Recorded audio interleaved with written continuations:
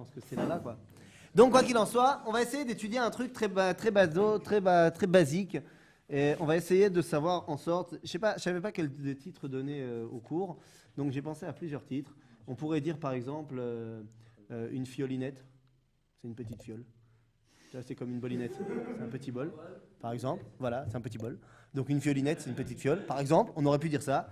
On aurait pu dire... pareil. Donc, on aurait pu dire aussi... Le cours, on aurait pu l'appeler aussi, je sais pas moi, une petite fiole pour un petit miracle. Bon, c'est mignon, mais bon, voilà. Sinon, j'ai pensé à femme au volant, guerre au tournant. J'ai dit, ça peut le faire. Femme au volant, guerre au tournant. J'ai dit, peut-être que ça peut être accrocheur. Ben voilà. Donc, si tu veux, on va essayer de voir ensemble qu'est-ce que c'est que cette histoire de Hanouka et qu'est-ce que c'est pas, surtout. Ça va? Ah non, petit sondage vite fait. Qui ici fait partie des Ashkenazim? N'aie pas peur, vas-y, fierté, qu'est-ce qu'il y a? C'est pas grave. Qu'est-ce qu'il y a? On est trois là, qu'est-ce qu'il y a? Allez, vas-y, chauffe! 4, ouais, vas-y, super, vas-y. Et tous les autres, vous êtes. Non, mais moi aussi, c'est bon, ouais. Et quoi? Et tous les autres, vous êtes des Sfaradim? Alhamdoulilah. Yafema. Achab, petite sheila de base. On va faire une petite question d'étude de Torah. À la base, c'est qui the posek of the Sfaradim?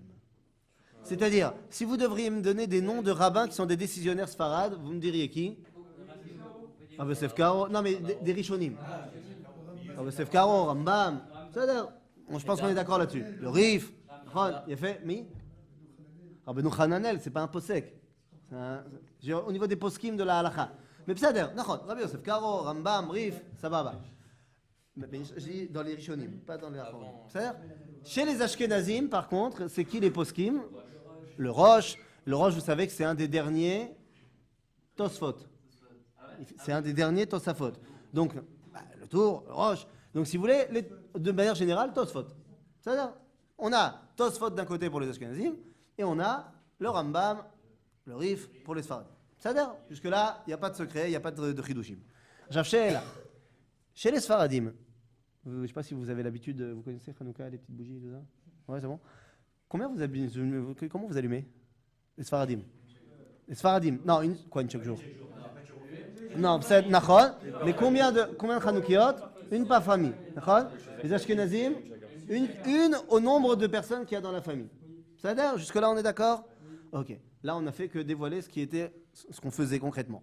Et là, j'aimerais vous emmener avec moi dans un truc qui est complètement absurde, complètement dingue. C'est unique dans toute la halakha d'Israël. C'est-à-dire qu'il y a combien de halakhot plus ou moins dans le peuple juif? Allez, on va dire 1 million. C'est un bon chiffre. Je pense qu'il y en a plus. Mais il y en a qu'à un moment, le truc qu'on va citer maintenant, il est unique. C'est la seule fois dans toute la halakha et c'est pour Hanouka. De quoi je parle? Regardez le makor numéro 1. Pardon? Quoi? J'ai pas dit que c'est pas une halakha universelle. J'ai dit que là, ce qu'on va lire maintenant, c'est unique. J'ai pas dit que c'est pas universel. Universel et unique, c'est deux choses différentes. Quelle est la différence? Bah attends, tu sais pas de quoi on parle. Parce que je dis qu'il n'y a pas de différence, c'est que sur ce cas-là, il n'y a pas de différence. J'ai pas dit qu'il n'y a pas de différence. J'ai dit que ce qu'on va lire, j'ai ni utilisé le mot universel ni le mot différence. J'ai simplement dit que ce qu'on va lire maintenant, c'est un cas unique. On sait pas encore, j'ai pas encore lu. 2 secondes, tu vas voir. Ça a l'air. Regardez ce qui a marqué. J'ai besoin de traduire directement, ouais. On a besoin de traduire, d'accord? Ça a l'air. Alors, là, je vous ai ramené tout simplement le Shulchan Aruch. Shulchan Aruch, Rabbi Yosef Karo, Minas Sefaradim, tout va bien. Ve'afilu im rabim bnei habayit lo yadliku yoter. Le Shulchan Aruch, il dit, même s'il y a plein de gens dans la maison, l'homme chané, tu n'allumes pas plus que une Hanoukia. Jusque-là, tout va bien. Ve'yesh omrim, nous dit le Shulchan Aruch, de kol echad mibnei habayit yadlik vechen aminag pashut. Donc le Shulchan Aruch, il dit, on allume une Hanoukia pour tout le monde. Ve'yesh omrim, et il y en a qui font, donc c'est qui les y en a, a priori les Ashkenazim, yesh omrim qu'il faut allumer une part. Bon d'accord, jusque-là ça ne me choque pas, mais là où il y a le chidouche, c'est, alors jusque-là ça paraît normal, le yesh omrim c'est au nom du Réma, normal, Ashkenaz, Shulchan Aruch, Sfarad, jusque-là tout va bien. Le Baer Etev, qu'est-ce qui se passe? Il y a un problème? Non, tu veux, non vas-y, Ashkenazim, Brahma. La première, numéro 1, ok? Maintenant, le chidouche, il arrive maintenant. Pour l'instant, ça ne me choque pas que le Shulchan Aruch, il écrive ce que les Sfaradim ils font et que le Réma il écrit ce que les Ashkenazim ils font, ça me choque pas. Le problème c'est que et le Shulchan Aruch et le Réma, c'est la première génération des Acharonim. Moi j'aimerais savoir ce qui se passe au niveau des Rishonim. Et voilà ce qui se passe. Regardez. V'zeh chidush, nous dit le Baer Etev, zeh chidush she'asfaradim noagim katosfot ve'ashkenazim karambam v'zeh lo matzanu b'shar ha'mekomot. C'est-à-dire, les Ashkenazim, ils allument un chacun, et les Sfaradim, une pour la maison. Seulement, qui a dit qu'il faut allumer un chacun? Rambam. Et qui a dit qu'il faut allumer une pour la maison? Tosfot. Et ça, c'est unique dans toute la halacha, où les Ashkenazim, ils font comme le posek Sfarad, et les Sfarad, ils font comme le posek Ashkenaz. Ça, c'est un cas unique. C'est chelou. D'accord? Qu'est-ce que c'est que cette histoire? Le Rambam, il dit qu'il faut allumer, que chaque personne de la maison, il doit allumer. Comme ce que les Ashkenazim ils font, et Tosfot il dit qu'il faut allumer une par maison, ce que les Sfaradim ils font. Alors que normalement, les Ashkenazim ils suivent Tosfot et les Sfaradim ils suivent Rambam. Et là c'est un cas unique. Mais il te dit, c'est chidush, velo matzanu b'shar mekomot. Cas unique. C'est quoi cette histoire? Qu'est-ce qui s'est passé? Qu'est-ce qu'il leur a pris? Et ben c'est ce qu'on va essayer de voir ensemble. Pourquoi ils sont partis en cacahuète complètement. Ok? Ça a l'air? Yalla. Asbon ikanes le Hanouka. Venez, on va voir concrètement de quoi il s'agit. Bon, petite question de base. Combien de miracles à Hanouka? On va faire ça. Attendez, autre chose. Qu'est-ce qu'on fait à Hanouka? On fait quoi? Attends, je repose ma question. 2 secondes. Je repose ma question parce qu'elle n'était pas claire. Si je vous dis Pessah, vous me dites on fait quoi? On fait quoi? Concret? Sortez d'Égypte, ça fait mode. Si je vous dis par exemple, je sais pas moi, Purim, qu'est-ce qu'on fait? On a éclaté Aman, tout va bien. Ok? Jusque-là, tout va bien. Si je vous dis, je sais pas moi, Yom Kippour, qu'est-ce qu'on fait? On fait pas? Yom Kippour, c'est lo Yom Tov? Yom Kippour, ça fait pas partie de la Reshima des Moadim dans Parashat Pinchas et dans Parashat Emor? Hein, monsieur? Bien sûr qu'on fait. Qu'est-ce qu'on fait à Kippour? Arrête, la Gemara, elle dit, Maseret Ta'adit, Lo hayu yamim tovim le-Israël ke Yom HaKippourim ve-15 B'Av. C'est genre, c'est le top des fêtes. La Teshuvah, c'est pas une fête. Pardon, c'est pas une fête, le pardon. Très vrai. Alors là, on va mettre tout de suite les choses au clair. Toutes les fêtes juives, ne sont décrétées uniquement parce qu'il y a eu un événement qui a touché le peuple juif en entier. C'est-à-dire, tous les trucs, la spirituelle, Teshuvah, machin, ça n'est absolument pas une raison de faire une fête. Les seules raisons qui méritent de faire une fête, c'est un événement historique qui a touché Klal Israël. Sukkot, qu'est-ce qui s'est passé à Sukkot? Quelle nuée? Où les nuées? Où la nuée? Comment ça, les Nekavod? Les Nekavod vezé batir. Ah, tu dis parce que la Gemara, elle dit que Sukkot, c'est Keneged Nekavod. Ken, c'est Vadaï chez Zelozé. C'est-à-dire que c'est évidemment que c'est ça, mais c'est pas ce que tu crois. C'est pas les Hananekavod, parce que les Hananekavod, alors pourquoi tu fais ça à Sukkot? Et arrête, les Hananekavod, ils étaient là toute l'année, tout le temps. Alors, t'as choisi hasard le 15 Tishrei, tu t'es dit, j'ai rien à faire. Non, ça, il y a des raisons. Alors pourquoi tu fais. Non, il n'y en a pas 10 000, il y en a une. Pourquoi tu fais Sukkot le 15 Tishrei? Le retour de la Shrina sur le peuple juif, c'était à Pessah. C'était à Pessah. Le Rav Ben-Gort, il dit que. Pas tous ensemble. Le Rav Ben-Gort, il dit qu'à S'il vous plaît, pas tous ensemble. Ouais. À Shavuot, ils ont reçu la Torah. C'est l'exemple de la fille du roi qui va se marier avec un pauvre paysan. Et que le roi il vient les visiter au bout de 6 mois. Il voit que le paysan il arrive à s'occuper d'elle. Alors il décide de faire une fête. Ils ont compris comment s'en occuper. C'est genre la Torah à Shavuot et donc 6 mois plus tard à Tishrei. Le problème c'est que c'est pas 6 mois plus tard. C'est Aleph, Vebet, c'est Hamoud. Rav Ben-Gort, c'est sa Neshama Chassidite qui parle. Non, Pessah. Ah, Pessah, tu dis. C'est-à-dire, Zechamoud, c'est un très beau vort. Aval, tu comprends bien que c'est pas la raison de faire une fête. C'est-à-dire, Kiddush Hashem, c'est tout le temps Kiddush Hashem. Très vrai, il se passe quelque chose ou il se passe pas? Ou Stam, on a inventé, on s'est dit le 15 Tishrei, vraiment, franchement, c'était bien jusque-là. Rosh Hashanah Kippour, on a kiffé. Viens, on s'en fait une autre. C'est ça le truc? Ou il y a une raison qui fait qu'on fait Sukkot le 15 Tishrei? C'est vrai. Alors, je sais. C'est pas de votre faute, c'est juste qu'à la Yeshiva, on n'étudie pas Sukkot. Parce que c'est Ben Azmonim. Les rabbinim, ils donnent des shiurim sur Rosh Hashanah, sur Kippour, Sukkot, Malasot, t'es à la maison. Et tu reviens à Simchat Torah, tu crois que tu as le temps d'étudier la Torah. Je sais ce que c'est Simchat Torah, la Yeshiva. Tu dis pas, non? Oui? En fait, à Kippour, donc le petit Tishré, il y a eu Moshe qui est revenu de son processus de pardon auprès de Dieu et qui a annoncé le 11, il a annoncé au Bnei Israël que Dieu a accepté leur pardon et accepte de revenir parmi eux. Maintenant, il leur annonce qu'il va falloir faire un Mishkan. Okay. Maintenant, le 12 et le 13, les Bnei Israël commencent à rassembler les matériaux nécessaires pour pouvoir faire ce Mishkan. Okay. Le 14, ils commencent à le construire et le 15 au soir, et le 14 au soir, pardon, donc le 15, le jour de Sukkot, ils peuvent accueillir la Shekhinah de Dieu sur eux. Et en fait, qu'est-ce qui se passe? C'est qu'on ne fête pas du tout le fait qu'il y a eu des Hanouka, mais en fait que le fait d'un événement qui est assez impressionnant, et assez spécial, qui est le retour de la Shekhinah. De la Shekhinah. Il a fait. J'aime beaucoup ton explication. Le seul truc qui me dérange dans cette explication, c'est à ce moment-là, il faudrait tout faire sauf des Sukkot. C'est-à-dire, Souka, c'est la tset le dirat araï, c'est sortir dans une maison temporaire, alors qu'il n'y a pas de plus maison stable que le Mishkan et le Mikdash. Donc il faudrait justement au contraire. Le Mishkan, il est transportable? Non, le Mishkan, il est transportable, mais je vous rappelle que le Mishkan, c'est censé être le prototype du Beth Amikdash. C'est-à-dire que la Shrina, c'est quelque chose de kavoua. Donc, ce que tu dis, c'est super, c'est-à-dire fait méode, mais à ce moment-là, pourquoi des Sukkot? Pourquoi des Sukkot pour se rendre compte de... Venez, peut-être je vous dis ce qui s'est passé, tout simplement. Peut-être. Déjà, j'ai bien aimé ton explication, mais c'est pas du tout ça, hein, l'histoire de Yom Kippour. C'est pas du tout le jour où on a reçu le pardon de qui que ce soit, de quoi que ce soit. Le jour du pardon, on l'a reçu, je vous rappelle l'histoire. Moshe, vous vous rappelez, Dieu il a dit, à un moment donné, je vais dire coucou au Bnei Israël. Quand est-ce qu'il a fait ça? Le 6 du mois de Sivan, Shavuot, ou le 7, Marlokat Bagmara. Donc ça, pourquoi est-ce qu'on fête Shavuot? Qu'est-ce qu'on a fait? Qu'est-ce qu'on fête à Shavuot? Ça, t'as reçu aucune Torah à Shavuot, Coco. Kloum. Shum Davar. Non, pas du tout. C'est pas une fête, ça. T'as rien reçu comme Torah à Shavuot chez Baruch.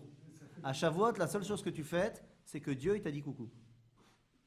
Dieu il t'a parlé. Il t'a dit salut, comment ça va? Salut, comment ça va? C'est-à-dire tu fêtes le fait que Dieu il t'a parlé.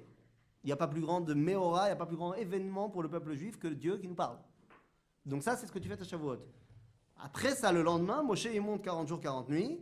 Il redescend avec les premières louchot le 17 Tammuz. Boum, Vodor, bam, casser les... on gêne. C'est-à-dire? Après, il reprit Machloket Ibn Ezra Verashi, est-ce qu'il remonte ou est-ce qu'il ne remonte pas sur la montagne?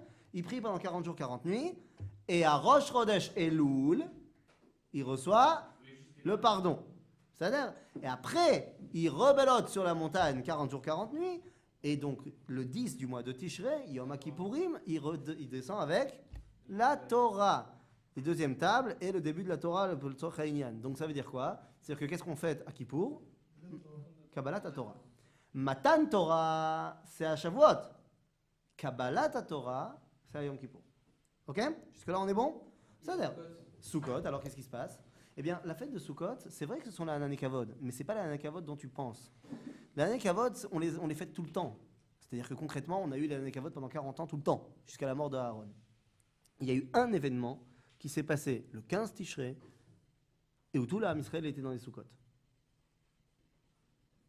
Nous explique Rabbi Eliezer Rokeach, Baal Rokeach, nous explique là au XIIe siècle, il dit que qu'est-ce qui s'est passé? C'était Milchemet Sichon ve'Og. La guerre de Sichon et Og, 40 ans après la sortie d'Égypte, c'était à Sukkot, c'est-à-dire c'était le 15 Tishrei. Et pourquoi est-ce qu'on se met dans des Sukkot? Parce que tout l'Am Israël était dans des Sukkot. Quel Sukkot? Sukkot Milchama. Je vous rappelle qu'il y a marqué dans le livre de Shmuel, lorsque David, il rappelle Uriah Achiti du front, parce qu'ils sont en train de se battre contre Ramatamon, il lui dit va dormir chez toi, et réponse de Uriah, il lui dit comment est-ce que je peux aller dormir chez moi alors que Kol Israël Yoshen Basukot? C'est-à-dire que comment est-ce que tu appelles une tente de guerre? Sukkot. Et donc à Sukkot, on était sur le terrain en train de faire la guerre contre Og Vesichon, Velachen, à Sukkot, nous on va aller dans des Sukkot. Quel hasard qui n'en est pas un, que le Rambam dans le Moreh Nevuchim, il dit que Sukkot c'est la fête d'Eretz Israël. C'est pas seulement à cause des Arbat Aminim, c'est parce que c'est à cette fête-là qu'on est rentré en Israël. Je vous rappelle que la guerre de Sichon et Og, c'est les premières conquêtes en Israël. C'est ce qu'on appelle le Golan. Ça veut dire? Ok, donc ça, c'est pourquoi on fête Sukkot. Bon, super, on a avancé. Sukkot, Pépère. Maintenant, je pose donc ma question. Pourquoi on fête Hanouka? Parce qu'on a vaincu les Grecs. Quoi d'autre? Parce qu'on a Yehudit. Ah, qui c'est qui vous a raconté l'histoire de Yehudit? Je sais pas. Ah, personne. Attends, bien fait, parce que sinon j'aurais pas voulu descendre un rabbin ici, ça se fait pas. Mais non, aucun rapport avec Yehudit. Je sais que tout le monde pense que c'est Yehudit, qu'il y a une histoire avec Yehudit, aucun, mais alors aucun rapport. Le maasé de Yehudit, qui est marqué dans Sefer Yehudit, qu'elle a tranché la tête de Holofernès, c'est pas du tout en rapport avec Hanouka, ça s'est passé 250 ans avant Hanouka. C'est ça? Ouais, voilà. Je peux pas refaire le match, hein, c'est pas de ma faute, c'est pas moi qui ai écrit les textes. Mais bon, c'est un grec, c'est une femme juive, machin, donc on a envie de rentrer le truc dedans. Mais l'occasion. Ok? Donc, on a battu les Grecs. Est-ce qu'il y a un autre truc qui mérite d'être fêté? La petite fiole. Ah, la petite fiole d'huile. Vous connaissez l'histoire de la petite fiole d'huile? C'est bon, on n'a pas besoin de refaire? Top, bien fait. Donc, vous êtes en train de me dire qu'il y a deux raisons à la fête. Deux miracles. En gros, deux miracles qui sont donc la petite fiole d'huile et la victoire des Hashmonaï. Petite question de base. Qu'est-ce qui mérite de faire une fête et qu'est-ce qui ne mérite pas du tout de faire une fête? T'as pas l'air convaincu. Tu dis ça genre... Qu'est-ce que vous en pensez? Toi tu dis la petite fiole, toi tu dis la victoire. Marloquet. Des fois, Katou va shlishi à Markia Benehem. Peut-être c'est les deux. Alors, comme je vous ai dit, on a fait toute l'introduction avec toutes les autres fêtes pour que vous compreniez bien qu'une fête, c'est pas un miracle. On ne fait pas de fête sur un miracle, X ou Y. On décrète des fêtes pour le Klal Israël, pour le Dorot, que par rapport à un événement qui a touché Klal Israël. Il me colle à Kavod la petite fiole d'huile. Tu sais qui c'est qui l'a vu? Qui l'a vu le miracle de la petite fiole d'huile? Peut-être pas que lui, peut-être aussi les autres Kohanim. C'est tout. Ça a touché le peuple juif. Je vais te dire mieux que ça. Pourquoi il y a eu l'histoire de la petite fiole d'huile? C'est quoi cette blague? On a gagné, on a battu les Grecs, tout va bien, papapoum. On arrive au Beth Amikdash. Et on a voulu allumer la menorah, parce qu'il y a une mitzvah d'allumer la menorah tous les matins. On voulait allumer la menorah, et là, c'est pas l'eau, on n'a pas trouvé de shemen, comment ça se passe? D'ailleurs, qu'est-ce qu'ils ont fait les Yavanim avec l'huile? Ils l'ont souillé. Ils l'ont souillé, c'est-à-dire, qu'est-ce qu'ils ont fait avec? Mais qu'est-ce qu'ils ont fait concrètement? Arrêtez de me jouer religieux là.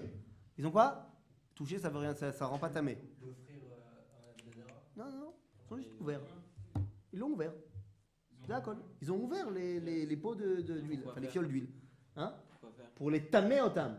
Comme ça, stam. Non, pas du tout stam, on va voir d'ailleurs pourquoi. Mais ce qui veut dire qu'il y avait de l'huile ou il n'y avait pas d'huile? Il y avait de l'huile, autant que tu veux. Mais elle était souillée. Mais il y avait une huile tamée. Ils ont trouvé qu'une petite fiole qui était encore scellée. Donc qui était encore tahor. Bon, Sheila, ilchatit. Si j'ai pas d'huile tahor, j'ai le droit d'allumer avec de l'huile tamée? Oui. Ken. Alors c'est quoi cette histoire de miracle là? Pourquoi il me fait un miracle alors que j'en ai pas besoin? Yehuda, il a vu qu'il n'y avait pas d'huile tahor. Alors il a envoyé des mecs à Tkoa, 4 jours aller, 4 jours retour. Ça a dans 8 jours j'aurai une autre huile. 7 jours j'aurai une autre huile. Tout va bien. Pourquoi est-ce que Dieu il a besoin de me faire un miracle que j'en ai même pas besoin et que personne n'a vu? C'est la première question. Par rapport à ça, vous comprenez que on a d'un côté un petit miracle qui honnêtement c'est un miracle de deuxième division. Hein. Soyons honnêtes. Hein. Je veux dire, Dieu il est capable de faire des miracles de Ligue des Champions à la Briouze. Franchement, regardez, Stam, pour le kiff. M'accord numéro 4. J'ai sauté le 2 et 3, j'y reviens dans 2 secondes. M'accord numéro 4, Stam pour le kiff. Qu'est-ce qui se passe là-bas? Je vous ai ramené une sipour dans Sefer Melachim. Sefer Melachim, c'est quoi là-bas? Vayomer Elia Elisha, ma selach, gidina ma'esh lach babayit, vatomer en lishvater babayit, ki im asur shamen. On parle d'une femme qui n'a pas du tout d'argent, qui n'a plus rien à bouffer. Et Elisha, un navi, lui demande qu'est-ce qu'il y a chez toi, le fachot, machou. Elle dit j'ai une petite cruche d'huile. Et là, qu'est-ce qu'il lui dit? Va appeler tes copines, va leur dire amenez-moi des récipients, amenez-moi des barriques, amenez-moi des marmites, ce que vous voulez. Et une fois que tu as tous les récipients, nous dit Elisha Hanavi, yalla, verse. Et de sa petite cruche d'huile, elle verse des hectolitres d'huile, ça s'arrête pas, ça il y a encore de l'huile, et ça remplit tous les récipients de la ville, jusqu'à ce qu'il n'y ait plus de récipients, et quand il n'y a plus de récipients, alors l'huile, elle s'arrête. Ça veut dire que, autant dire qu'au niveau quantitatif de huile, il y en a eu beaucoup plus que le petit truc de Hanouka, là. Et personne n'a jamais fait de fête pour ça, c'est bizarre. Parce que c'était pour la femme. Visiblement, la fiole juive, ça a touché le plus le peuple juif. Où ça a touché le peuple juif? Personne n'a vu ça. Personne n'a vu. Là, toutes ses copines, elles étaient là. Il y a beaucoup plus de gens qui ont vu ce miracle-là que de gens qui ont vu le miracle de la petite fiole C'est d'huile. la femme qui en a profité, c'est pas le peuple juif. Bah, t'imagines bien qu'après, elle n'en a pas profité toute seule. Après, elle a vendu l'huile à toutes ses copines, elle a partagé, elle a fait des festivals, elle a fait des beignets, elle a kiffé. Qu'est-ce que tu fais avec de l'huile? Bah, C'est elle a bien un kiff. vendu. Elle a vendu, elle a fait une messiba de beignets, elle était tunisienne certainement. Qu'est-ce que tu veux faire avec ton huile? Bah, la saute. Donc, personne n'a fait de fête avec ça. Alors, qu'est-ce qui se passe? Alors, je reviens à ma là. On a dit qu'on a deux miracles, on va dire deux choses kiffantes qui nous sont arrivées à ce moment-là. On a la victoire contre les Grecs et l'histoire de la petite fiole d'huile. Petite autre question, vous avez qu'on avait plein de questions avant de rentrer dans le vif du sujet. Autre question, combien de mitzvot on a à Hanouka? Une, c'est laquelle? Allumer la bougie. On est tous d'accord? Ken? Très vrai. Manisgar itrem. Non, mais diffuser, c'est quand tu allumes, tu diffuses. Mais très vrai. Tit baishou lachem. Et vous deux encore plus. C'est quoi la mitzvah? L'autre mitzvah? Hein? Ah, manger des beignets. Non, mais manger des beignets, c'est au-delà de la mitzvah. Ah, profiter. C'est au-delà de la mitzvah. C'est même pas une mitzvah. Genre, on peut. C'est barour, quoi. Tov, on dira pas au Rav Bochko que vous n'avez pas dit, mais je vous rappelle qu'il y a une autre mitzvah. Mais la preuve en est que c'est très très rare qu'on rate une mitzvah de allumage de bougies, bouffage de beignets. Par contre, c'est beaucoup plus courant qu'on rate l'autre mitzvah. Hallel! On dit le Hallel tous les matins. Mitzvah. Ah bon? À Purim, tu dis le Hallel? À Rosh Hashanah, tu dis le Hallel? À Sukkot, ok. Il m'a dit à toutes les fêtes. Je dis non. On dit souvent, je crois, mais ça en reste pas moins une Bref, mitzvah. le fait est qu'on l'a pas dit, quoi. Discute. C'est une mitzvah, elle m'a la saute. Mais puisque. Ouais. Bah, tu sais quoi? Yallah, je rebondis sur ton. Ouais. Moi, avant de rentrer dans les rabbins, dans ce que nous ont dit Chachamim sur les mitzvot et Hanouka et Yanim, j'aimerais poser la question aux premiers, à ceux qui ont connu Hanouka en premier lieu. Donc, on a l'histoire de la victoire contre les Grecs et on a l'histoire de la petite fiole d'huile. Soyons honnêtes avec nous-mêmes, on a tous grandi en Chutz La'aretz. Et honnêtement, qu'est-ce qu'on nous a vendu comme numéro uno de la raison de Hanouka? La petite fiole d'huile. Barour les Koulam. Mala Asot. Il faut demander peut-être à ceux qui ont vécu Hanouka, est-ce que pour eux la petite fiole d'huile c'était important? C'est-à-dire, on a dit qui a vu le miracle de la fiole d'huile? Les Kohanim. Donc quels Kohanim? Il y a mieux placé que les Hashmonaïm. Les Hashmonaïm qui sont devenus les Kohanim d'Olim, c'est eux les patrons. Donc s'il y a un miracle de la petite fiole d'huile et qu'il est si important que ça, j'imagine qu'ils vont nous en parler. Ça, c'est un livre, c'est le Makor numéro 2, c'est un livre qui n'est pas au Beth Midrash. Peut-être qu'il est à la Sifriya, vous pouvez aller voir. Il s'appelle Sefer HaMakkabim. Et il faut savoir que l'histoire de Hanouka, elle est après le Tanakh. Donc il n'y a pas un livre dans le Tanakh qui parle de Hanouka. Mais on a un livre qui a été écrit, qui fait partie de ce qu'on appelle les Sfarim Achitsonim, les livres extérieurs qui ne font pas partie du Tanakh. Et dans ces livres extérieurs, il y en a un des plus anciens, qui est Sefer HaMakkabim, le livre des Hashmonaïm. Il y a 4 volumes. Le numéro 1 et 2, il parle de toute la guerre de Hanouka. Le 3, il est ennuyeux à mourir. Et le 4, il parle à 80% de l'histoire de Hana et de ses 7 enfants. Okay, vous connaissez l'histoire de Hana et Shevat Baner? Eh bien, vous lirez là-bas. C'est-à-dire qu'ils ne sont pas prosternés, et ses enfants ils se sont fait tuer un par un, Le 3, il est lourd. C'est Stam, c'est les relations avec les Grecs, machin, c'est comme ça. Maintenant, le 1 et 2, ils sont kiffants. Ils sont kiffants parce que c'est des livres de guerre, quoi. C'est des livres de guerre, et en plus, ils sont écrits par les Hashmonaïm, par Yonatan Hashmonaï, et Shimon Hashmonaï, les frangins d'Yehuda Maccabi. Donc, c'est des mecs qui ont vécu les événements, qui ont vécu la libération de Jérusalem, qui écrivent. Ok? Alors, Bonisha le Tam. Bien, on leur pose à eux la question. Pourquoi ils étaient contents à Hanouka? Alors il est. Regardez ce qui a marqué dans Sefer HaMakkabim Aleph, au chapitre 4. Vayachogu et Hanoukat HaMizbeach shmonat yamim. Au numéro 2. Ils ont fêté le fait qu'on pouvait réutiliser le Mizbeach shmonat yamim pendant 8 jours. Vayalu olot vetodot besimchat levavam. Ils ont amené des korbanot, ils ont kiffé.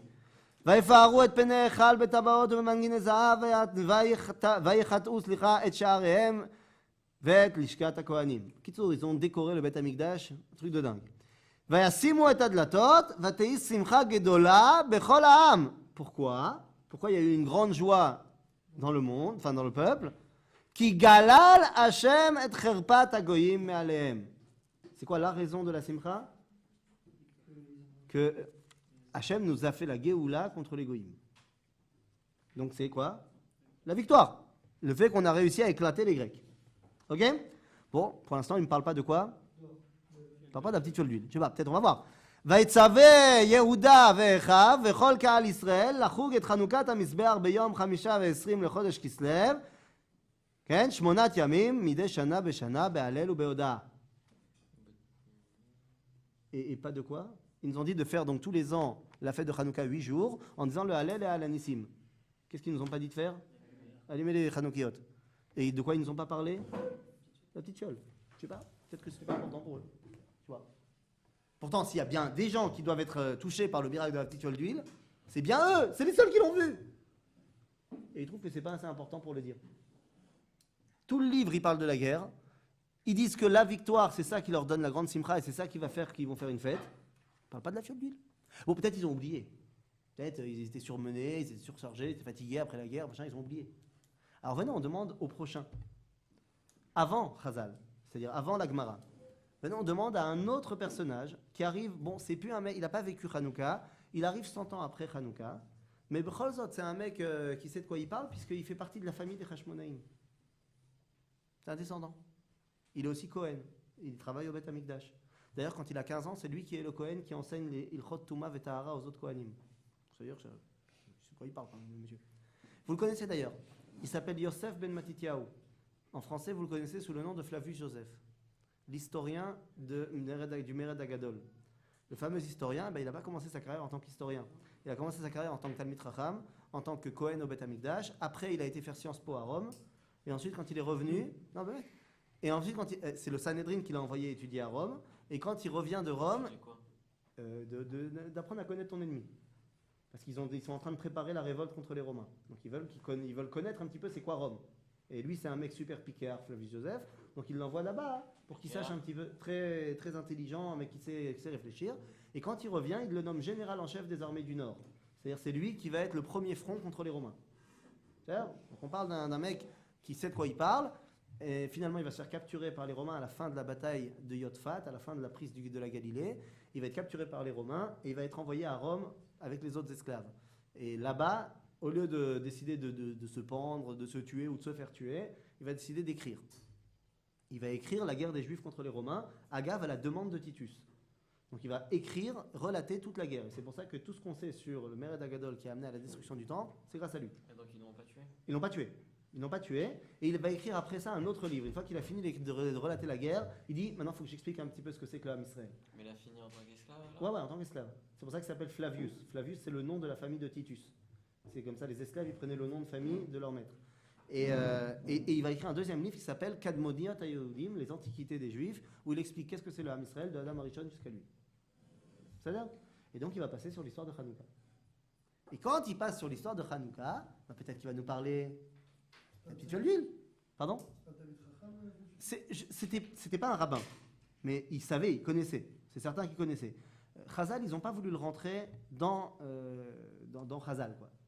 Il ne fait pas partie des rabbins tels que nous on les appelle. Maintenant, c'est sûr que c'est quelqu'un qui connaissait la Torah. S'il y a 15 ans, il connaissait tout Maïta. Ouais, non, ça veut dire qu'il connaissait la Torah, mais c'est vrai que les Chachamim, ils n'ont pas aimé le fait qu'ils partent à Rome et que finalement ils vivent là-bas comme un Romain. C'est eux qui l'ont envoyé. Non, après. Mais il Après, était esclave. ouais, d'accord, il aurait pu se laisser tuer, il aurait pu se battre, il aurait pu. On n'aime pas le fait qu'il soit parti à Rome et qu'il était dans la cour de Titus. Et donc, truc. Et il va écrire, quand il écrit son dernier livre, par exemple, Contrapion, où il explique les Tariag Mitzvot, il n'explique pas comme ce que Chazal les explique. Il y a plein de trucs qu'il dit qui ne sont pas exactement ce que Chazal dit. Donc on voit qu'il connaissait très bien, mais qu'il avait une chita qui était la sienne. Ok, c'est pour ça que ce qu'il écrit, c'est pas Torah. C'est Historia. C'est rachou. Ok? Donc on ne va pas prendre pour argent comptant ce qu'il dit au niveau de la halakha. Par contre, au niveau de raconter les faits, oui, c'est très important. Qu'est-ce qu'il dit sur Hanouka? Regardez. Macor numéro 3. Ugdola kolkach haïta chedvatam al chidush minagem. Ils étaient super contents qu'enfin on puisse retourner à notre vie normale. Shenitna lahem areshut lachar zman rav. Après beaucoup de temps de persécution, enfin ils ont pu. Bli shetsipu lekach. Sans qu'on s'y attende. לעבוד את אלוהיהם עד שחוקקו חוק לדורות אחריהם לחוג את חידוש העבודה במקדש במשך 8 ימים. Ils ont donc décidé de faire une fête pendant 8 jours, le fait qu'on puisse recommencer à bosser au Beth Amikdash. Ok? שמונת ימים, מאותו זמן ועד היום, הננו חוגגים את חג וקוראים לו, regardez comment il appelle la fête, חג האורים, la fête des lumières. Ah, peut-être que c'est en rapport avec la petite fiole. כן, אבל pendant tout le livre, il répétera que, en fait, c'est quoi la lumière? שחזר המלכות לישראל.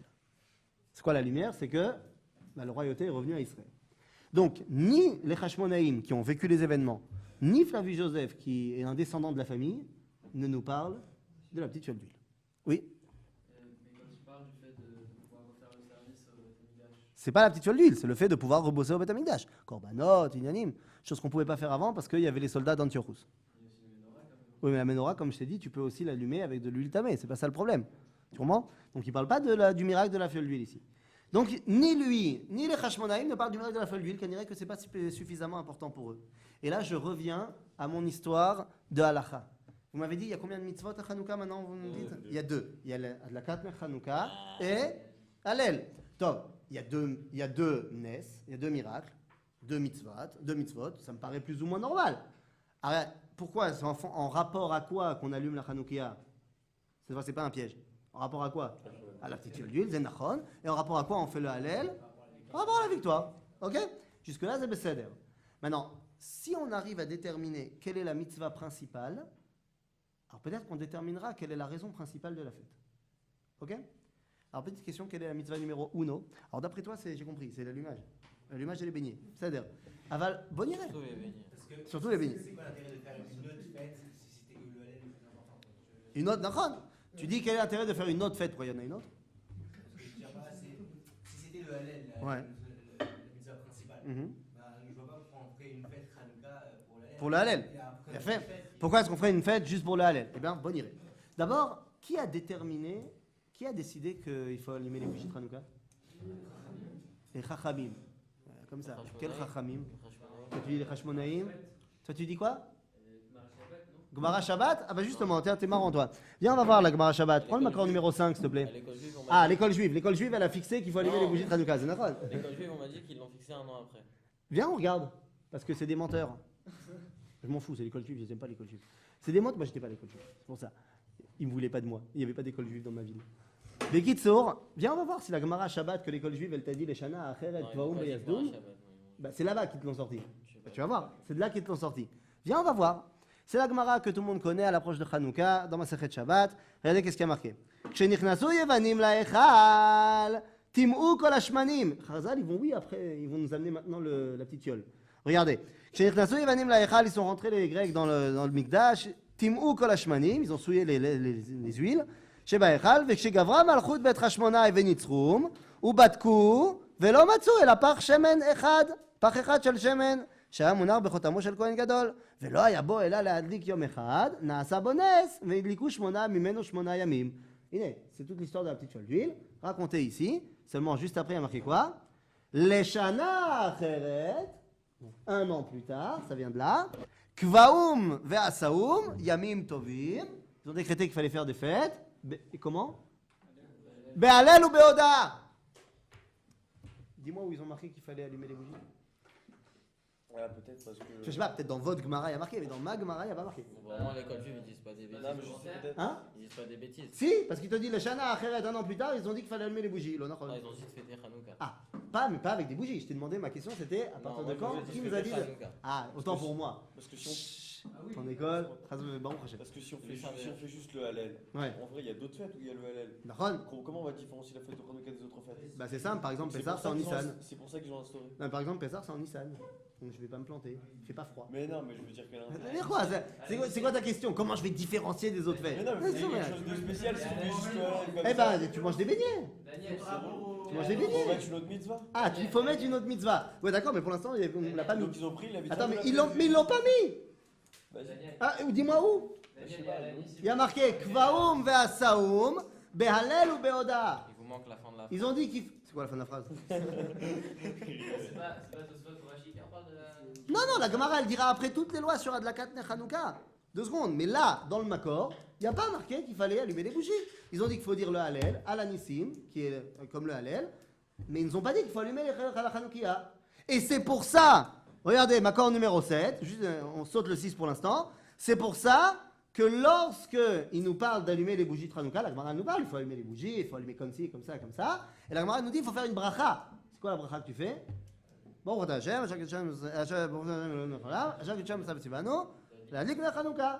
et la Gemara, elle pose la question sur cette bracha, elle dit, regardez, Makor numéro 7, qui nous a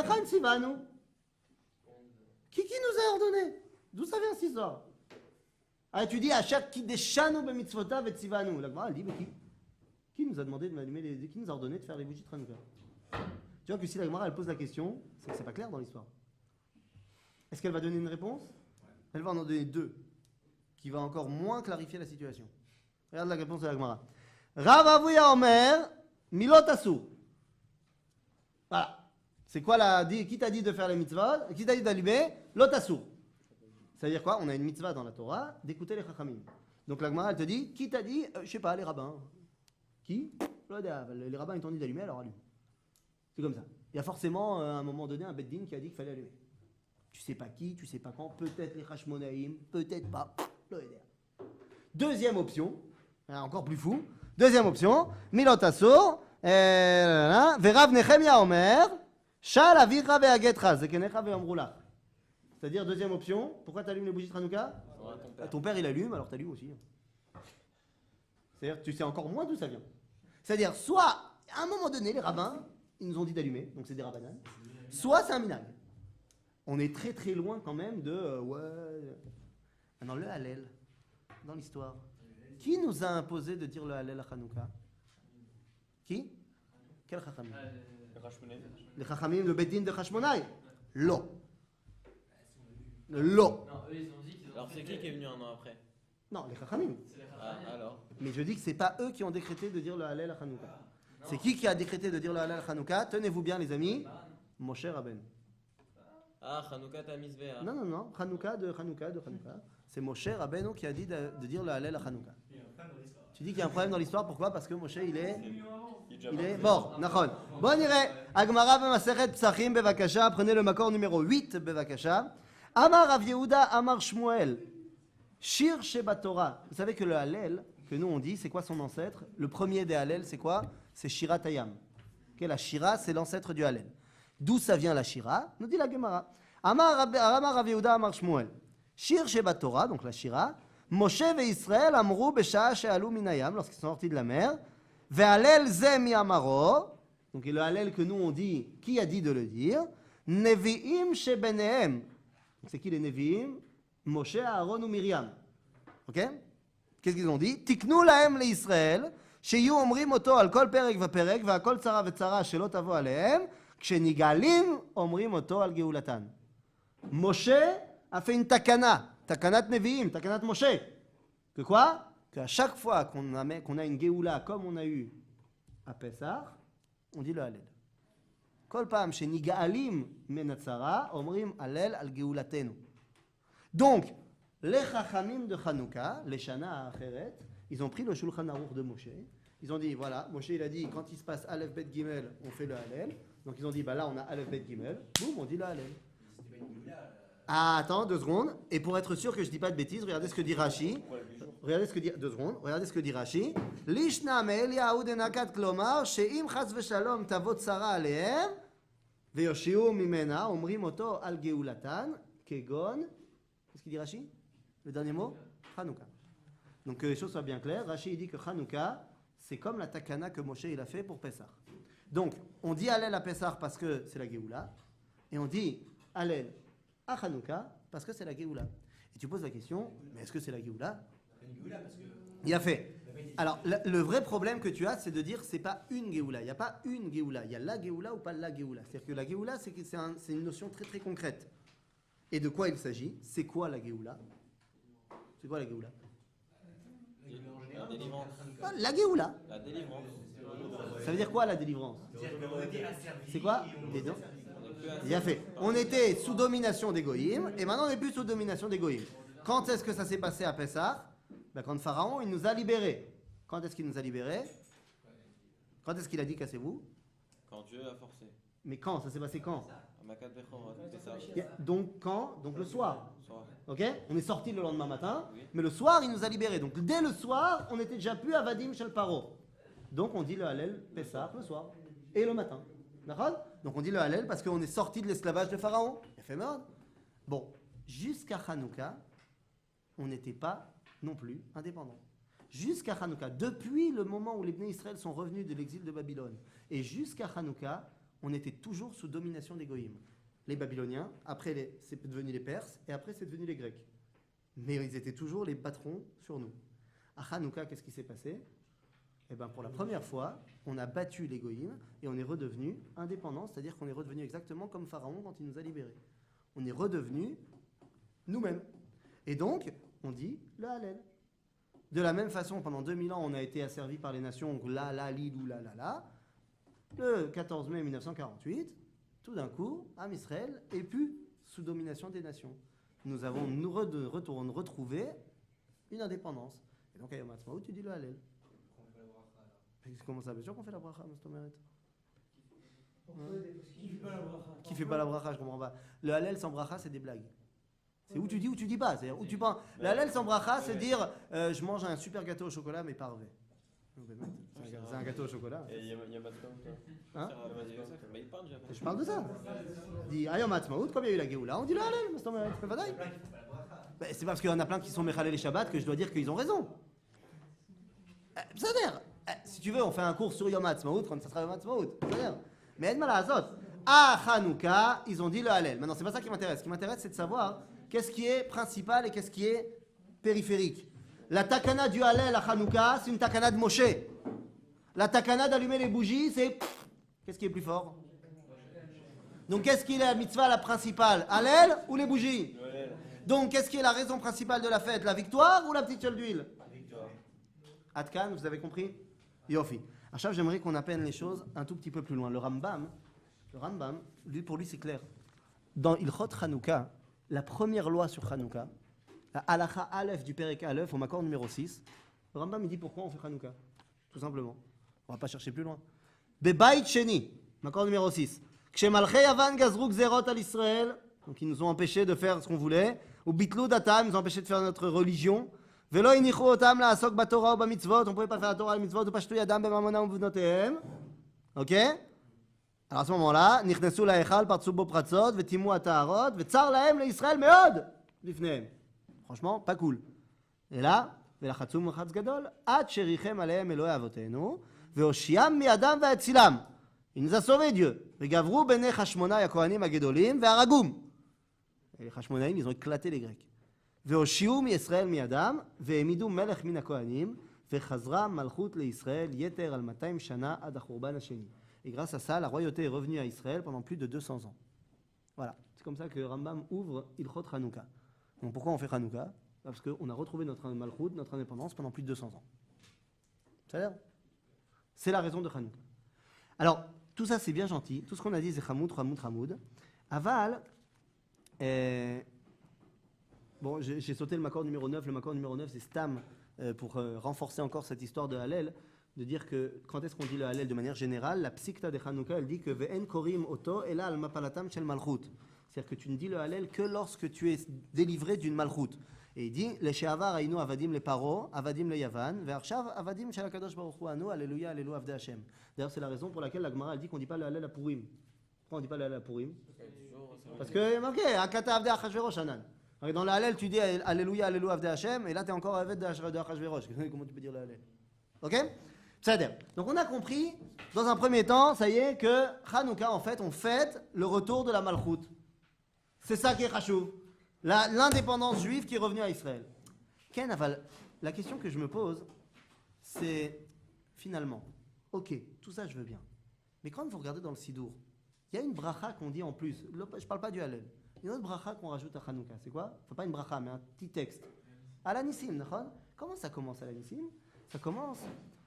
Bimei Matityahu ben Yochanan Kohen Gadol Hashmona Yuvanav, Keshamda Malchut Yavan Arsha Alamcha Israël Ashkicham Toratecha. Et ça me pose problème. Qu'est-ce que ça veut dire Malchut Yavan Arsha, les gars? On se calme, les gars. Malchut Yavan Arsha.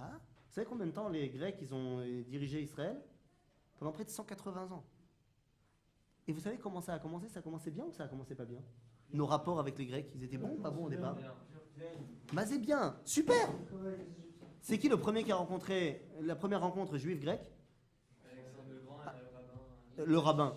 Shimon HaTzadik, Kohen Gadol, Misharek Neset Agdola. Ils se rencontrent. Et qu'est-ce qu'il fait Alexandre? Il se prosterne devant lui. Agave, c'est une histoire qui n'est pas seulement racontée dans le Talmud, qui est racontée aussi chez les Grecs. C'est donc un truc de dingue. Même que finalement, Alexandre il prend cause et fait pour nous. Il va détruire le Beth Amikdash des Shomronim. Et il nous garde notre Beth Amikdash. Il lui donne des taktivim, il lui donne des trucs, un bekef. Et en reconnaissance, Shimon HaTzadik, il va dire que cette année-là, tous les enfants garçons qui vont naître, ils vont s'appeler Alexandre. Ça veut dire qu'on est copains. Tout va bien. Je veux même vous dire qu'il y a un monsieur qui s'appelait Cléarchos. Vous connaissez Cléarchos? Non, c'est normal. Vous connaissez Aristote? Ouais, bah Cléarchos, c'était son élève. Et il le suit dans tous ses voyages. Et Aristote, comme c'est le rabbin de Alexandre, bah il le suit aussi dans toutes ses conquêtes. Et lorsqu'il arrive ici, il raconte dans le journal de Cléarchos, dans les mémoires d'Aristote, il raconte que lorsqu'Aristote il a rencontré un juif en Judée du nom de Shimon, qu'on dirait que c'est Shimon HaTzadik, il dit Aristote a été émerveillé par la sagesse de ce juif. Il a dit il était tellement sage que mon maître a pensé qu'il aurait presque pu être grec. Ça veut dire pour lui, un sage c'est un grec, tu vois, c'est normal.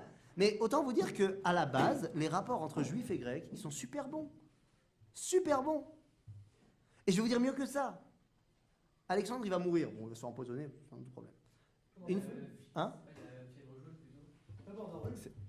Ouais, Alexandre, il va mourir d'un rhume, ouais, t'as raison. Ouais. Genre, Alexandre le Grand, il va mourir d'un rhume. Non, il a été empoisonné bien comme il faut. Et il a été empoisonné par ses généraux parce qu'il n'avait pas de descendants et qu'au contraire, il s'était marié avec une femme babylonienne un peu noire et ils n'étaient pas du tout contents qu'il porte atteinte à la race pure helléniste. Ok? Bon, ça, c'est un autre problème. Et le problème, c'est que sur son lit de mort, il va dire que son royaume va arriver au plus fort. C'est vachement le truc à dire quand tu n'as pas de fils et que tu n'as que des généraux. Donc il commence à se faire la guerre. Il y a 12 généraux qui se font la guerre comme des malades. Il y en a 4 qui sont plus forts que les autres. Et pour ce qui nous intéresse, nous, en Israël, il y en a 2. Un qui s'appelle Talmaï, qui a son quartier général à Alexandrie en Égypte. Et l'autre qui s'appelle Selefkos, qui a son quartier général en Syrie, à Antioche.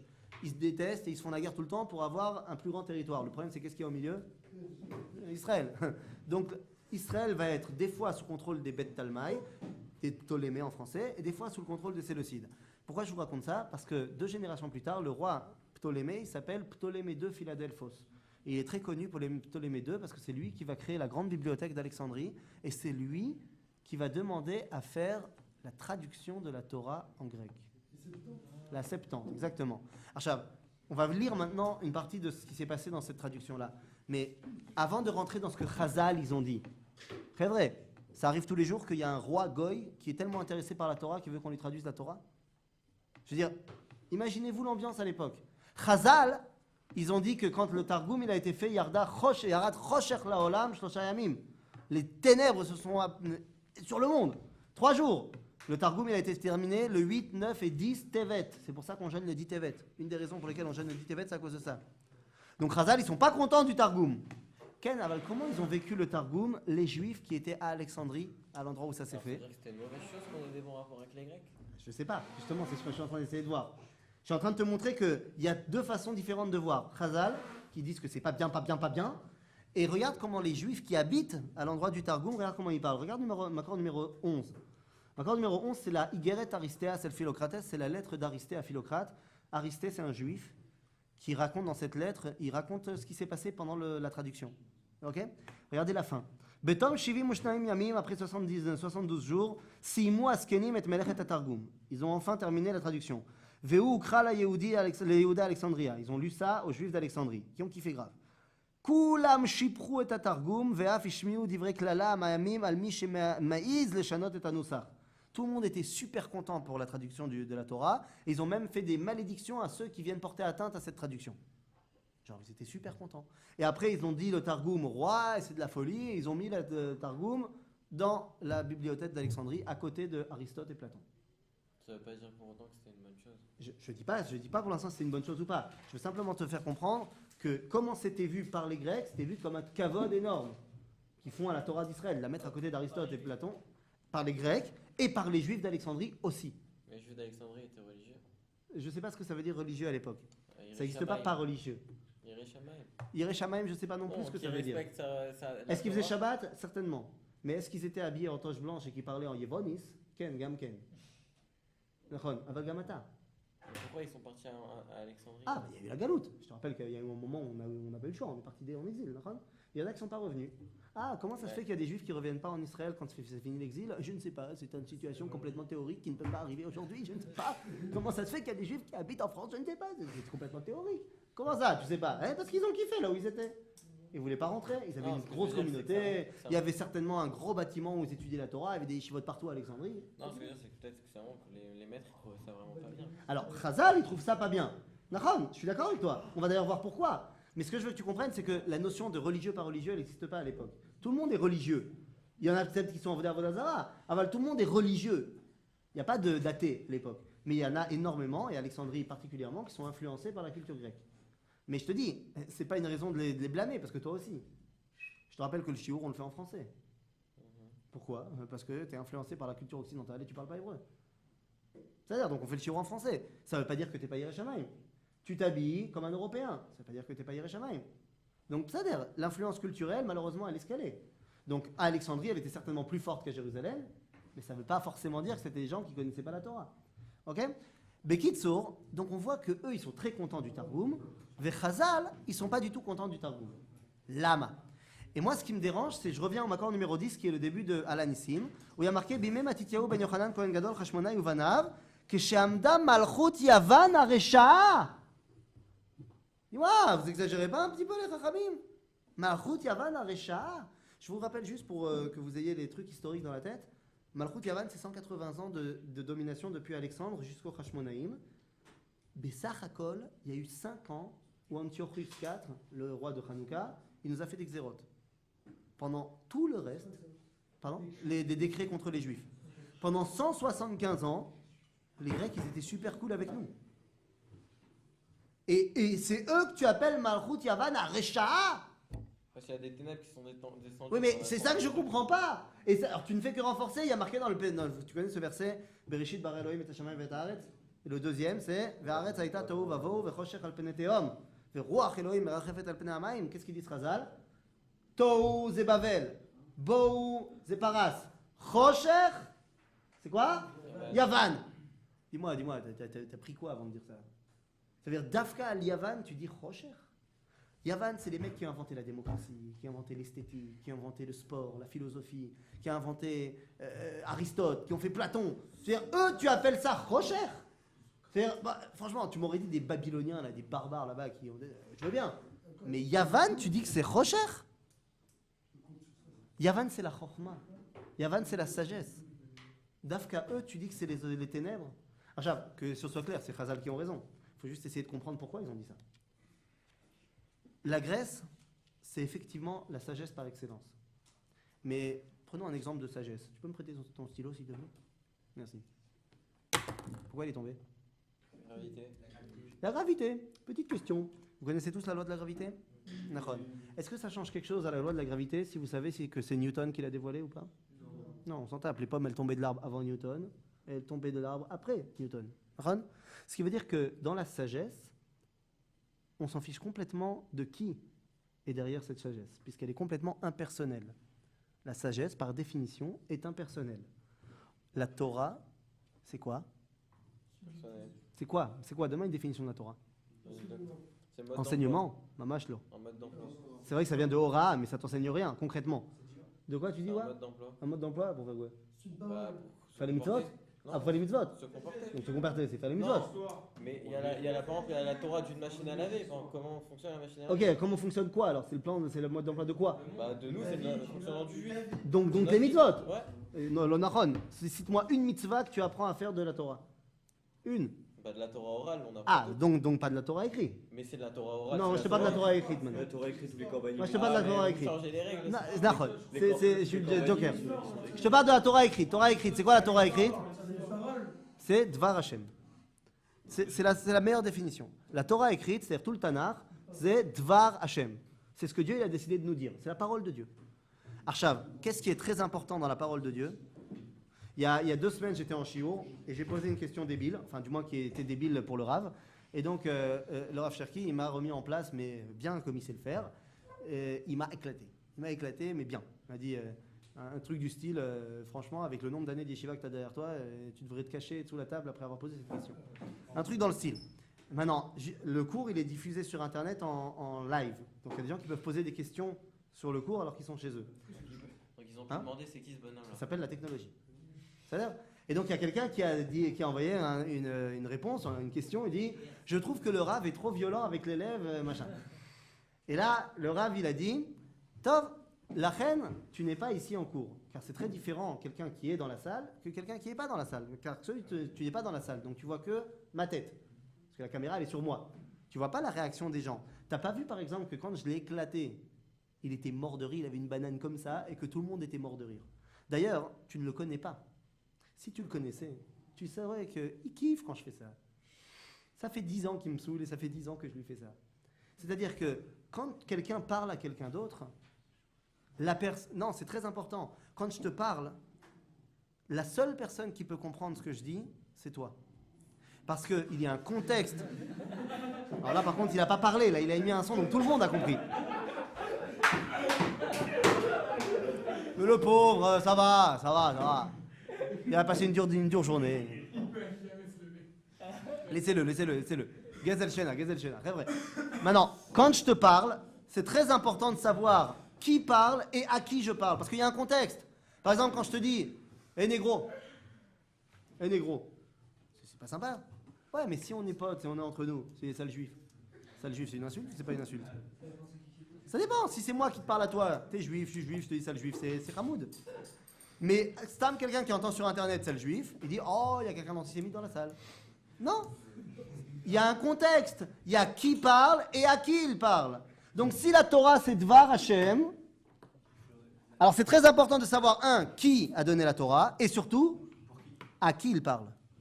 Maintenant c'est bidou que ça. Quand les Grecs ils traduisent la Torah en grec, tu sais ce qu'ils veulent faire? Ils veulent en faire une sagesse et les mettre à côté d'Aristote et Platon. C'est-à-dire enlever quoi? Enlever toute la personne qu'il y a derrière tout ça.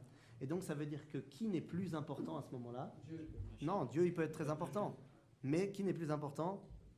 Am Israël. Je reprends maintenant le Makor numéro 10, la tfila de Alanissim que vous connaissez. Bimem Atityahu ben Yochanan Kohen Gadol Chashmona Yuvanav que Sheamda Malchut Yavan Aresha ala Mecha Israël la Ashkicham. Qu'est-ce qu'il y a marqué après? Toratecha, tu dis. Okay? Pourtant je croyais que tu étais Sfarad. Chez les Ashkenazim, on dit la Ashkicham Toratecha. Nachon. Ah, c'est pas le vrai Nusach. Le Nusach Amekori qui se trouve dans le Sidour de Rabbi Saadia Gaon. Qu'est-ce qu'il dit le Rabbi Lubavitch par exemple? Il dit la Ashkicham Toratecha. Il dit qu'est-ce qu'ils voulaient faire les Grecs? Ils voulaient la Torah, mais ils voulaient pas que la Torah elle vienne de toi. Genre, pas de Dieu. Si c'était le Nusach, c'est ça que ça veut dire. Le Nusach de Rabbi Saadia Gaon, c'est la Ashkicham mi Toratecha. C'est une lettre qui change, mais ça change tout. Parce que qu'est-ce que ça veut dire la Ashkicham mi Toratecha? Qu'est-ce qu'il voulait oublier? Qu'est-ce qu'il voulait faire oublier? Il voulait faire oublier Am de la Ashkicham mi Toratecha. C'est qui le Am? C'est Am Israël. C'est-à-dire qu'il voulait faire oublier le Am Israël de la Torah. La Torah, je veux bien, je l'ai fait traduire, je la mets ici à Alexandrie. Par contre, ne me dis pas, pardon? Ne me dis pas qu'il y a une particularité au Am Israël. Ne me dis pas que le peuple juif, il a un rôle particulier. Non, tout le monde est grec ici. Makara. Ze Malchut Yavan Aresha. Qu'est-ce qu'il voulait? Il voulait bien de la Torah, mais il ne voulait pas du Am Israël. La reine, ils ont fait 4 xérot. 4 décrets. Ils ont interdit de faire 4 mitzvot. La Mila, Shabbat, Rosh Chodesh, quelle Torah? Chez Béalpé. Torah chez Birtav, tu vas à la bibliothèque, il n'y a pas de problème. La Torah chez Béalpé. Pourquoi ces 4 mitzvot et pas autrement? Parce que c'est les 4 mitzvot qui séparent le peuple juif du reste des nations. La Mila, dans le corps. Mila, Shabbat, Kiddush HaChodesh et Torah chez Béalpé. Pardon? Tu vas voir ce que je vais te dire. Mila, ça nous différencie des goïms dans le corps. Shabbat, ça nous différencie des goïms dans le temps. Limud Torah chez Béalpé, c'est l'étude qui est propre au peuple juif. On n'a pas le droit d'enseigner la Torah orale aux goïms. Torah chez Birtav Ken, Torah chez Béalpé, non. Eh oui. C'est pour ça qu'elle a été écrite. C'est quoi le premier rachid de la Torah? Premier rachid de la Torah. Pourquoi la Torah elle a commencé par Bereshit et pas par Chodesh Hazel après Rosh Chodashim? C'est. Mais à qui tu dis? La tête la Nachalat Goyim, Shema. אם יאמרו לכם אומות העולם ליסטים אתם שכיבשתם הם אומרים להם c'est qui הם? Les Israéliens. Nous on dit à qui? Aux Aux Goïm. Israéliens. Il a fait. Donc ça veut dire que la Torah elle a été donnée, la Torah écrite elle a été écrite pour que nous on ait quelque chose à répondre aux Goïm. Donc évidemment que la Torah écrite on doit la répondre aux Goïm, on doit l'enseigner aux Goïm. La Torah orale c'est ce qui est meyuchad la Israël. Et enfin Kiddush HaChodesh. Pourquoi Kiddush HaChodesh? C'est plus le Zman parce qu'on a dit que c'est déjà Shabbat le Zman. Parce qu'eux, ils avaient leur propre calendrier et nous, Ok, Pseder. On perd le fait, on perd le temps des fêtes. Toutes les On fêtes, peut- elles sont perdues. Ah, si on n'a plus le Rosh Chodesh, Ouais, donc ce qui on- les on intéresse perd c'est les dans fêtes. mois, quoi. Yecholiot, j'accepte. Je pense qu'il y a quelque chose de plus profond qui est que Kiddush HaChodesh, c'est la mitzvah qui montre, par excellence, d'ailleurs c'est la première mitzvah, c'est pas pour rien, c'est la mitzvah qui montre qu'il y a une Kiddusha Atzmit propre au peuple juif. Qui décide quand c'est Rosh Chodesh? C'est pas la lune, c'est nous. Même si on a vu la nouvelle lune et qu'on décide que c'est pas Rosh Chodesh, ben ce sera pas Rosh Chodesh. Et même si on n'a pas vu la lune et qu'on dit que c'est Rosh Chodesh, ça sera Rosh Chodesh. C'est-à-dire que le peuple juif, il a la force de dire quand c'est Kadosh et quand ça l'est pas. Ça, donc, c'est une force qui est propre à Israël, qui est peut-être la base de toutes les autres. Et donc, c'est ces 4 xérotes qui ont été faites contre les juifs. Pardon? Oui. Bah, des fois, le Beddin, il voulait pas les Kadesh Tachodesh pour plein de raisons, parce que il fallait, le peuple n'était pas prêt, parce qu'il y avait des problèmes techniques. On a des Dougmaot dans la Gemara où le Sanhedrin, il n'a pas été Mekadesh Tachodesh. Il peut, c'est sa prérogative. Donc ça veut dire quoi? Ça veut dire qu'on a 4 choses qui nous différencient des Goïm, de Yavan, et c'est ça qui va nous enlever. Maintenant, moi, mon problème, c'est que je ne comprends pas pourquoi ils ont attendu tellement de temps avant de sortir en révolte contre les Grecs. Et ce qui me dérange encore plus, c'est de ne pas savoir pourquoi ils sont sortis en révolte contre les Grecs. Qu'est-ce qui a lancé la révolte contre les Grecs? oui, ils perdaient leur identité. Non, mais ça c'est grand. Je veux dire, il y a toujours un événement qui allume le feu aux poudres. Quel a été l'événement qui a lancé la guerre? On m'avait dit que c'était Judith, mais comme tu m'as dit que c'était 250 ans. Ouais, donc Judith, non, tu oublies Judith. Saccager le temple, non, tu vois qu'ils n'ont rien fait. Non, non. Il y a un événement. Vous vous rappelez pas de l'histoire de Matityahu quand ils sont venus dans la ville de Matityahu à Modine. Ils ont amené une statue de Zeus en plastique. Ils ont amené un cochon. Ils ont dit c'est Matityahu, allez au boulot, il faut sacrifier le cochon à Zeus.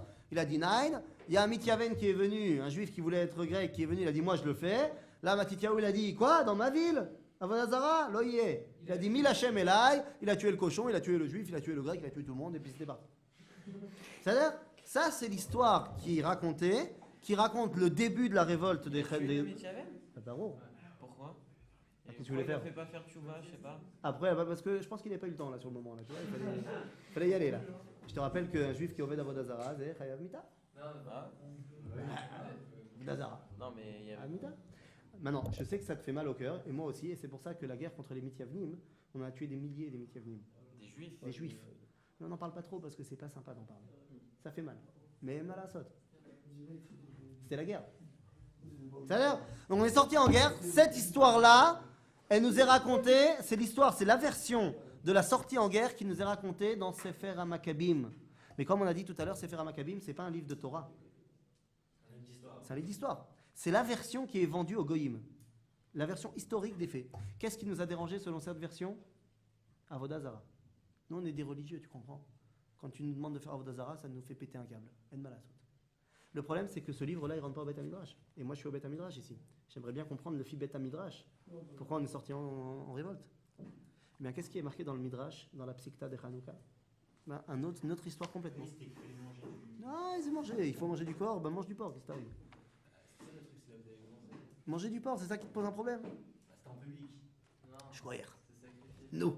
Shorin. Il y a une autre histoire qui nous est racontée dans le Midrash, dans la Psikta de Hanouka. Non, je veux dire, manger du porc, c'est très grave, je suis d'accord avec toi. Aval, bonagit kacha. Il y a des juifs qui ont été des chassidim, qui ont, sur toutes les mitzvot, ils ont dit Yarek vel Yavor, qui s'exercent Shmad, ils veulent nous enlever la Torah. Sur chaque mitzvah, il faut se laisser tuer plutôt que de faire la mitzvah, que de transgresser. Je veux bien, mais si tout le monde avait été des chassidim comme Hana et ses 7 enfants, tu sais qu'est-ce qu'il n'y aurait pas eu? Il n'y aurait pas eu Hanouka. Si tout le monde s'était laissé tuer pour son Asa Emouna, ben on ne serait pas là pour en parler. Donc je dis pas que c'est pas bien. D'un autre côté, on n'aurait pas fêté Hanouka. Il n'y aurait plus de juifs. Enfin, peut-être si, il y aurait eu ceux qui auraient accepté de faire et attendre que les choses se passent. Il n'y aurait pas eu Hanouka. Dieu nous aurait sauvés. Dieu, il nous aurait sauvés. T'as des relations, t'as des. Ouais. Bon. Mais les juifs qui auraient mangé le porc, ils se seraient assimilés. On sait pas. Non, je te dis, alors les juifs qui s'est assimilés et les autres qui s'est morts. Donc qu'est-ce qui reste? Non, bah, il reste ceux que Dieu il sauve. Ah, ceux que Dieu il sauve. Donc toi, tu as des contacts spéciaux avec Dieu. Bah, c'est comme pendant la Shoah. Ouais, je sais pas, bon, ne rentre pas sur le terrain de la Shoah parce que tu sais pas dans quoi tu t'embarques. Je sais que dans la Shoah, il y a 1,5 million d'enfants qui sont morts, qui sont pas barrés Onshin, Alpi à Torah, donc qui ont rien à voir avec Dieu.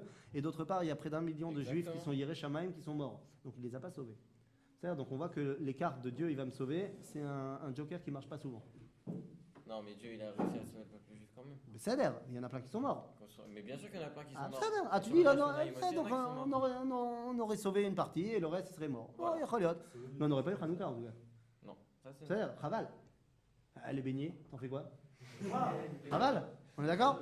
Donc l'histoire qui nous est racontée dans la Psikta de Hanouka, dans le Midrash, c'est une autre histoire complètement qui n'a rien à voir. T'as vu? La Psikta, elle dit la chose suivante. Tout a commencé à un mariage. Mariage. Un mariage, mais alors un mariage de titan. Attention, c'était deux mariages, une taille l'année. C'était quoi le mariage? C'est le mariage, alors il y a plein de girsaot. Soit c'est le fils de Matityahu avec la fille du Kohen Gadol, soit c'est le fils du Kohen Gadol avec une des filles des Hashmonaïm, enfin un truc dans le style. Donc un gros mariage. Tous les rabbins étaient invités, tous les grands de Jérusalem étaient invités, c'était the mariage of the mariage. Alors je te rassure tout de suite, la bouffe elle était Me'adrin, Mina Me'adrin, Aïda Haredit, Arav Mahfoud, tout était Gushkati, Fotzar Haaretz, akol. Évidemment, je te rassure aussi, il y avait une mechitza en béton armé avec du verre pilé au-dessus pour pas que des problèmes de tsniout. Il y avait 2 orchestres, tout va bien. Inve à Geffen, il y avait des divrei Torah à n'en plus finir, c'était de la folie. Hein. Gros mariage. Tout le monde était en Simcha Atsuma, Rikudim, hop, Rikud de Kochav Yaakov.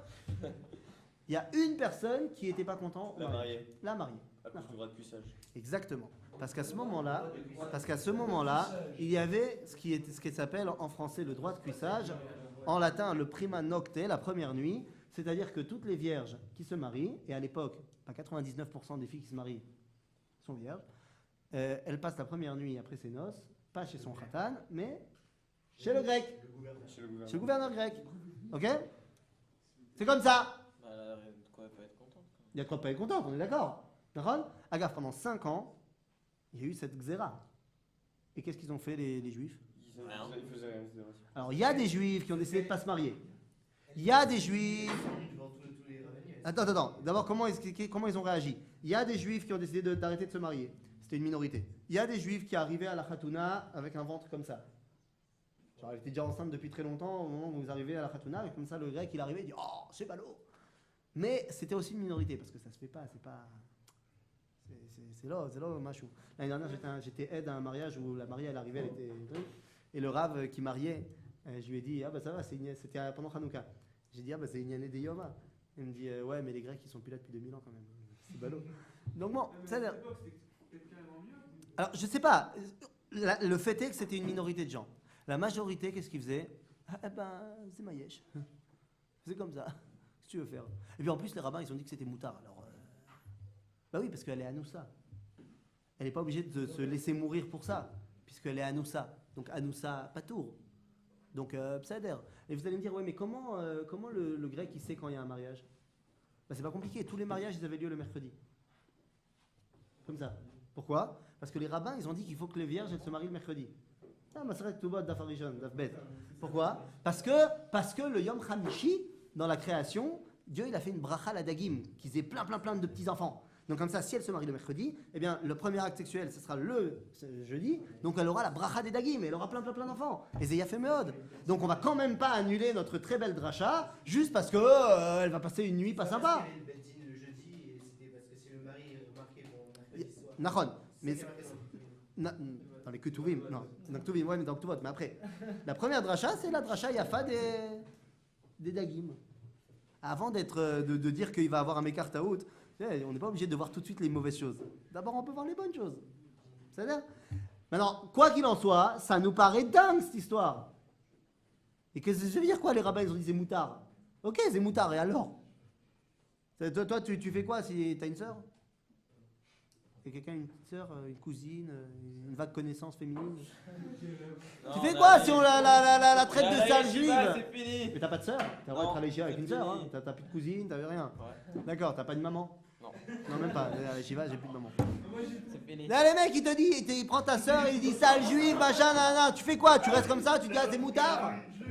Non, tu dis non, les rabbins ils ont dit c'est moutard, moutard. Ça paraît dingue. C'est vrai.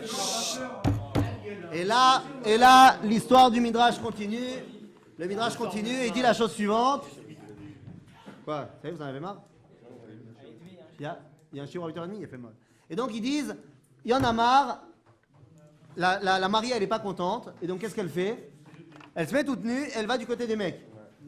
Quelle est la réaction de tout le monde? Ah, Pritzout, Chavez, machin, ce que tu veux. Les mecs, ils ont sorti leurs épées, ils voulaient la tuer. Normal. Maintenant, juste avant de la tuer, ses frères, les frères de la mariée, ils voulaient la tuer. Et juste avant de la tuer, ils ont dit, t'as pas honte? T'as quelque chose à dire? Et là, elle dit, moi, j'ai pas honte. Et vous, vous avez pas honte de voir ce qu'on fait au Bnot Israël et vous faites rien? Ils ont dit, c'est complètement idiot ce que tu dis là. Ils sont partis voir le grec, ils l'ont tué, et c'est comme ça que ça a commencé. C'est-à-dire que selon le Midrash, c'est quoi qui nous a lancé le Mered? Non seulement ça, mais qu'est-ce qui nous a fait bouillonner à un moment donné? C'est le kavod le plus profond des femmes d'Israël. En d'autres termes, c'est la kedusha la plus intérieure du peuple juif. On a voulu porter atteinte au Bnot Israël, donc aux futures mamans d'Israël, c'est-à-dire à ce qui va créer la nouvelle génération du peuple juif. On a voulu porter atteinte à ça. Ça, c'est pas concevable. Et contre ça, on va sortir en Mered. On va sortir en Mered donc contre quoi? Ben contre le fait que les Grecs, ils voulaient tout simplement déraciner Am Israël. Ils voulaient déraciner Am Israël. Et c'est la raison pour laquelle, très vrai, on n'a pas le temps, donc je ne vais pas rentrer sur le Makor numéro 14 et 15 qui nous montre que les racines de Hanouka étaient très très très anciennes.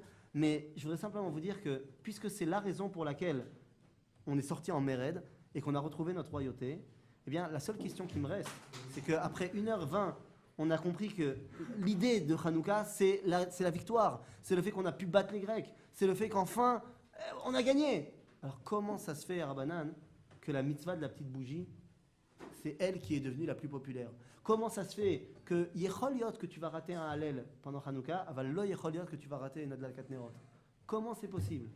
Quoi, c'est juste parce que pendant la galoute, pendant l'exil, on ne pouvait pas mettre en avant le côté on a gagné, le côté on est des giborim? Parce que franchement, qu'est-ce que tu veux dire giborim pendant que tu es sous pression à Varsovie dans le ghetto? Quoi, c'est juste parce que c'était la galoute? Non. Il y a une raison extrêmement profonde à cette histoire de Nérot. Il y a une raison extrêmement forte. Vous savez d'où il vient? Je vais vous donner maintenant la raison d'où ça vient d'allumer les bougies. Elle n'est pas marquée dans la Gemara, elle est marquée dans Sefer HaMakkabim, encore une fois. Qu'à la fin de la guerre, c'est bon, t'as fini avec le truc? Il nous dit qu'à la fin de la guerre, ils ont continué un minag qui avait commencé pendant les Xérot. Et oui, je vous rappelle qu'il y avait une Xéra contre la Brit Mila. D'accord? Il y avait une Xéra contre la Brit Mila. Ben, il y avait des Juifs qui voulaient continuer à faire la Mila. Et comment on fait pour prévenir les gens qu'il y a une Brit Mila? Je vais quand même pas le dire parce que c'est interdit. Donc qu'est-ce qu'ils faisaient?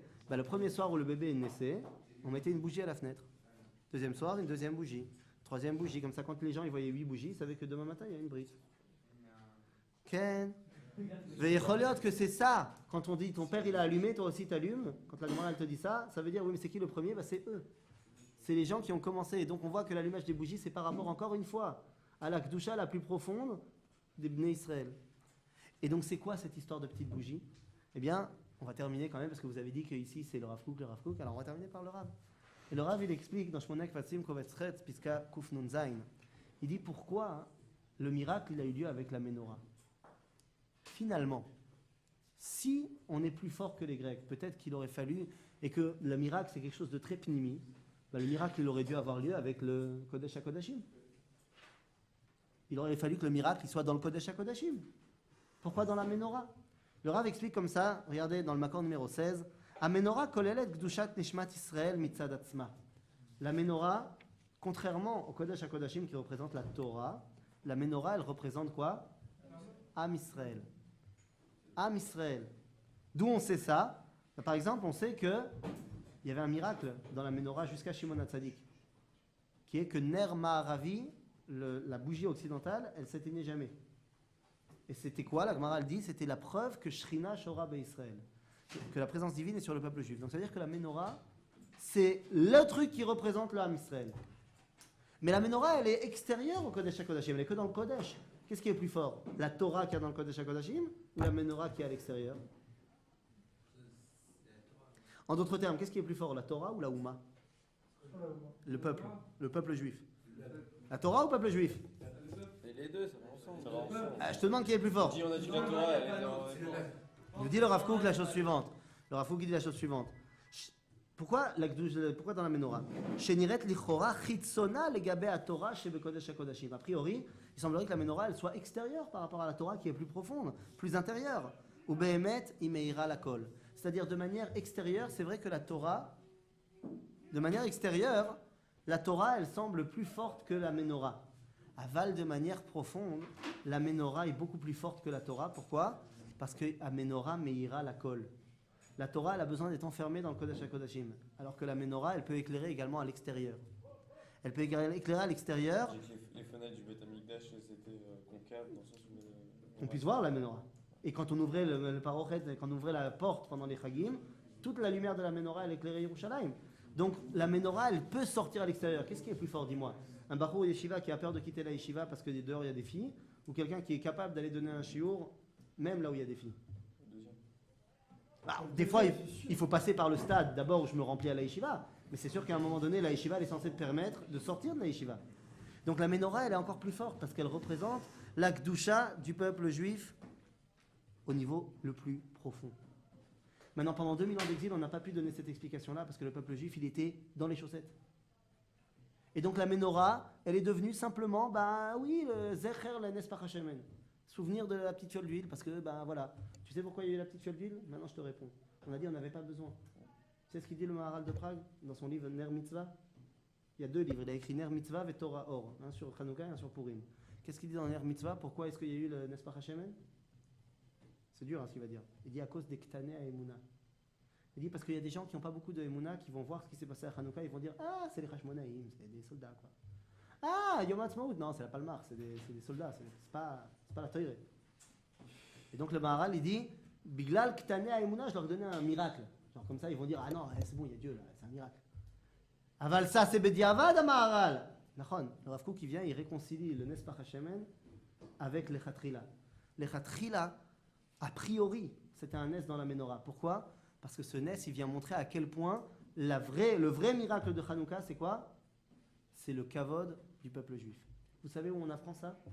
Où est-ce que tu apprends que si jamais on dit ça le juif, tu lui mets un coup de boule? Non, pas à l'école. Mais mettre pas à l'école.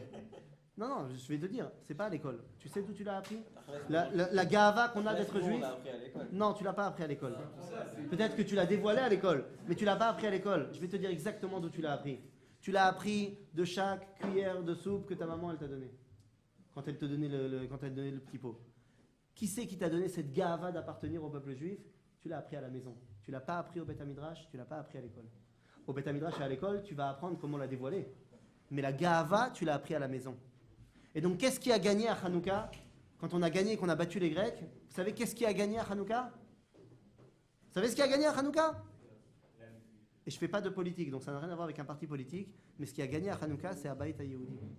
C'est la maison juive. La maison juive, elle a gagné à Hanouka, parce que c'est ça que les Yevanim voulaient nous prendre.